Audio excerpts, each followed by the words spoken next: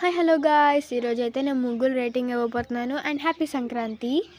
ఈ ముగ్గుకైతే నేను 9.5 ఇస్తాను గైస్ 10కి. మీ రేటింగ్ ఎంత కూడా కామెంట్స్లో చెప్పేయండి. అండ్ అక్కడైతే భోగి మంటలు వేస్తున్నారు గైస్. అక్కడ నేను దగ్గరికి వెళ్ళి క్యాప్చర్ చేయలేకపోయాను.